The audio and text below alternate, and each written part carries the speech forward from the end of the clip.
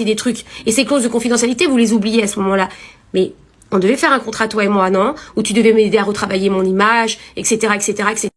Il n'y a jamais rien qui a été fait. Alors, bien évidemment, le contrat, on l'a rompu parce que il y a rien qui a été fait. Et on n'est pas des pigeons, t'as vu? Et on paye pas les gens pour rien foutre. Et on n'achète pas les gens. C'est fini tout ça. Ça, c'est à l'ancienne. T'as vu? Avant, on faisait ces erreurs-là. Maintenant, nous, on le fait plus.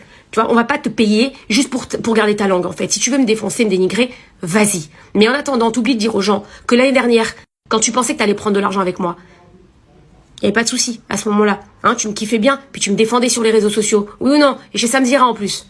Concernant Vincent, alors je t'explique puisque tu parles beaucoup pour rien dire. Vincent et moi, on a eu une discussion il y a pas longtemps parce que les factures que Vincent il m'avait faites, elles étaient pas vraiment au bon niveau.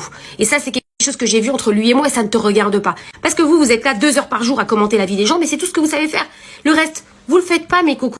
Donc à un moment donné, fermez un peu votre grande bouche et allez travailler comme tout le monde. Donc tout ça pour vous dire que vous êtes tous des vendus, les gars.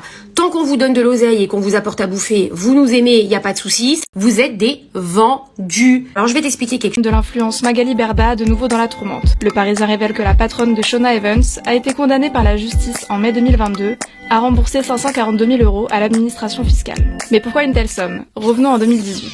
Cette année-là, Shona Evans est rachetée par Banijay et un an plus tard, à l'été 2019, l'administration fiscale réclame plus d'1,2 million d'euros à l'agence à l'issue de cette vente.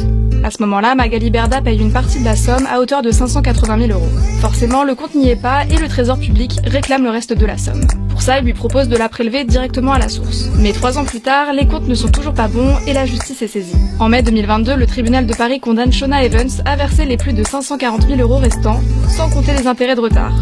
Magali Berda comptait faire appel de cette décision, mais elle vient de renoncer à ce recours. La patronne assure dans le Parisien qu'elle réglera sa dette. C'est la preuve de ma bonne foi, si j'ai des impôts à payer, je les paye. La reine de l'influence Magali Berda, de nouveau dans la